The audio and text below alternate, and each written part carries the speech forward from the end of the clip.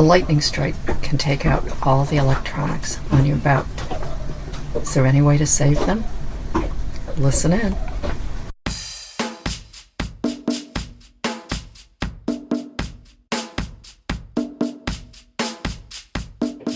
Hi, welcome to the Boat Galley Podcast. I'm Carolyn Sherlock, here with tips, reviews, and how-tos for your cruising adventure.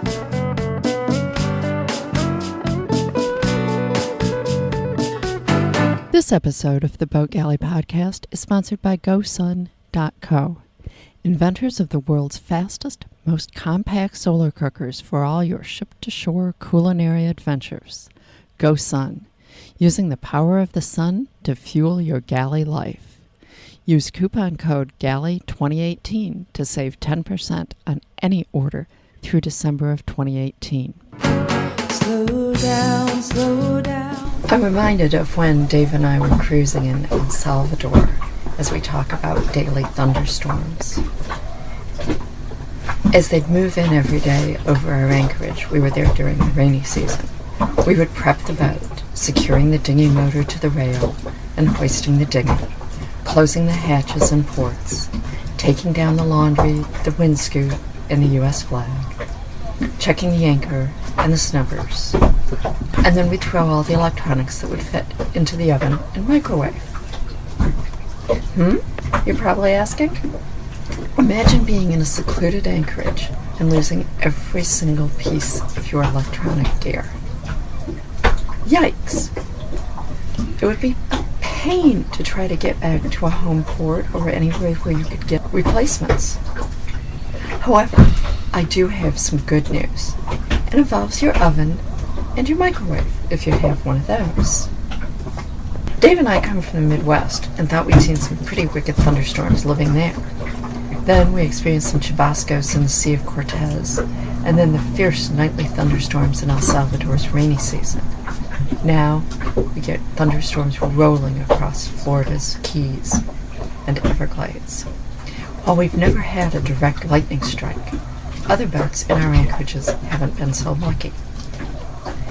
Various cruisers devised all sorts of grounding systems, but frankly, none seemed to protect the boats that were hit. All lost some to all of their electronics. Luckily, none had holes blown in the hull. The good news was that time after time, anything that people had put in their oven or microwave was okay. I'll keep the explanation simple, primarily because I'm not enough of a physicist to completely understand it.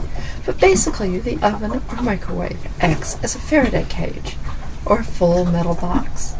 And when lightning hits, the electricity just flows over the outside of the box without disturbing anything inside. So anytime we'd see a storm approaching, or when we went to bed when we were in lightning country, we'd put all of the following items in the oven and microwave.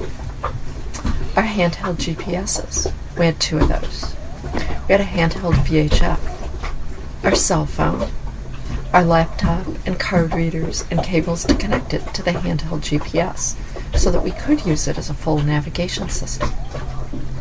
Also, tablets and iPads, our digital camera, and the chargers, the spare batteries, and the data cards for all of these items.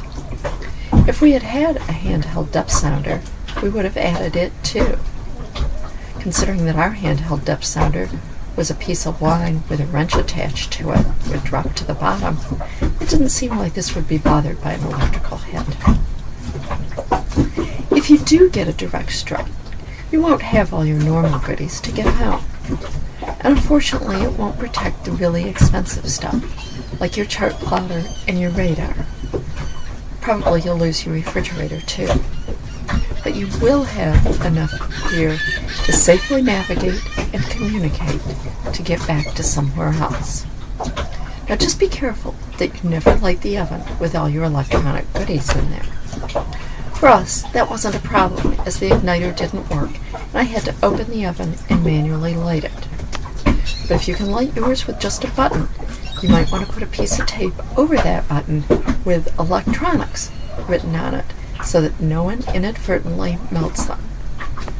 Let's hope you never have a direct lightning strike. But if you do, Ensure that your basic electronics are adequately protected. Like anything else with boating, if you get in the habit of doing it every single time there's lightning, you'll never find yourself saying, "If only." Thanks for listening. If you like the show, please be sure to subscribe in your podcast app. Just search for the Boat Galley Podcast. And reviews are always appreciated. Until next time, then. Slow down, slow down.